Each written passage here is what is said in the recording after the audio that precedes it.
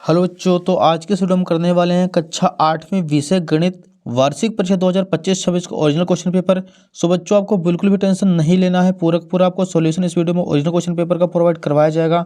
तो बच्चों, आप लोग देख सकते हैं पेपर का फ्रंट पेज कुछ इस टाइप का होने वाला है। यहाँ पे सबसे पहले दिया रहेगा समय जो कि 2.5 घंटे का रहेगा। यहाँ पे लिखा रहेगा पूर्णांक जो कि 60 नंबर का है। यहाँ पे देखिए बच्चों, निर्देश दिए गए हैं, आप इसको पढ़ सकते हैं। पहला प्रश्न देखिए, निम्नलिखित के गुणन के अंतर्गत किस गुणधर्म का उपयोग करेंगे? तो इसका आंसर हो जाएगा गुणात्मक तत्समक। क्वेश्चन नंबर 2 है, समीकरण 2y = 5y-21 का हल होगा। तो इसका आंसर हो जाएगा ऑप्शन नंबर सी 7। अगला प्रश्न देखिए, तीसरा है, 23 के घन में इकाई का अंक होगा। तो इसका आंसर हो जाएगा ऑप्शन नंबर डी 9। प्रश्न 4 है, 120 का 20% होता है। तो इसका आंसर हो जाएगा 24। पांचवा क्वेश्चन है, 3 सेंटीमीटर लंबाई वाले घन का पृष्ठीय क्षेत्रफल होता है। तो इसका आंसर हो जाएगा 54 सेंटीमीटर क्यूब। तो यहाँ पे अपने क्वेश्चन 1 से लेकर 5 तक कंप्लीट हो चुके हैं। बच्चों, आपको स्क्रीनशॉट लेना तो आप स्क्रीनशॉट ले लीजिए और अपने कॉपी में नोट करते चलिए। बच्चों, आपकी उससे ज़्यादा प्रैक्टिस होगी। तो उम्मीद है कि आप लोग की सभी क्वेश्चनों को आप अच्छी तरीके से कॉपी में नोट करते चलेंगे हमारे साथ ही।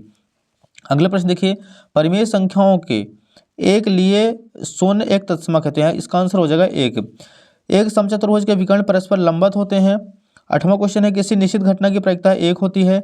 जीएसटी यह कर माल की आपूर्ति या सेवा या बिक्री पर लगाया जाता है।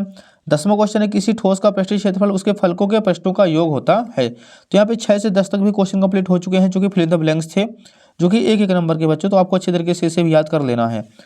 अति लघु प्रश्न देखिए, 11 से 16 तक दिए गए हैं। प्रश्न क्रमांक 11 है, -4/9 प्लस -4/9 को हल कीजिए। तो -4 तो -4 आ जाएगा, -8/9 ये हो जाएगा इसका आंसर। एकदम सिंपल सा था, छोटा सा था, तो आपको इसको 2 लाइन में कर देना है। अगला प्रश्न देखिए बच्चों, यहाँ पे क्वेश्चन नंबर हमारे सामने है 12। व्यंजक 1 + z + z² + z³ रैखिक व्यंजक है या नहीं, और यदि नहीं तो क्यों? तो इसका आंसर हो जाएगा नहीं है, क्योंकि इसकी घात जो है वो 3 है।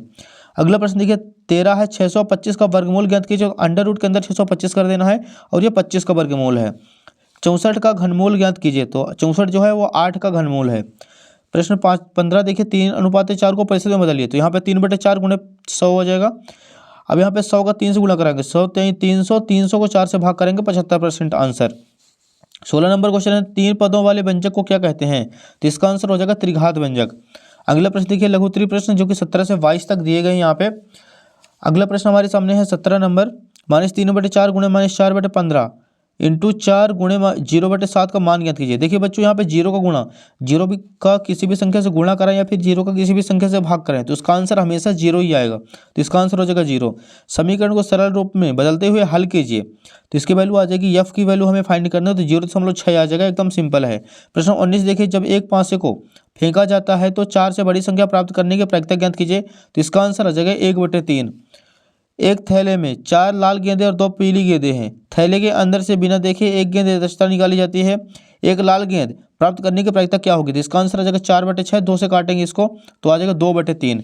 प्रश्न 21, वह सबसे छोटी संख्या ज्ञात की जिससे 704 को भाग देने पर एक पूर्ण घन संख्या बन जाए। तो 704 का हमें यहाँ पे एलसीएम करा देना है। अगला प्रश्न देखिए 22 है, किसी संख्या को दुगुना करने पर उस संख्या में 100% वृद्धि होती है। यदि उस संख्या को आधा कर दे तो कितना हानि होगी? अगले देखिए दीर्घोत्तरीय प्रश्न यहाँ पे है 23 से लेकर 26 तक। बच्चों, यहाँ पे 5-5 नंबर के क्वेश्चन हैं, आपको इनको अच्छी तरीके से अपने कॉपी में नोट करते रहना है।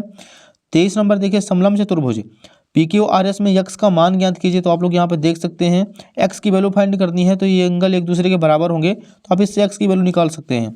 प्रश्न 24 देखिए, एक माली 625 पौधे लगाना चाहता है, जिससे कि प्रत्येक पंक्ति में उतने ही पौधे आए जितनी की पंक्तियों की संख्या हो। पंक्तियों की संख्या और प्रत्येक पंक्ति में पौधों की संख्या ज्ञात कीजिए।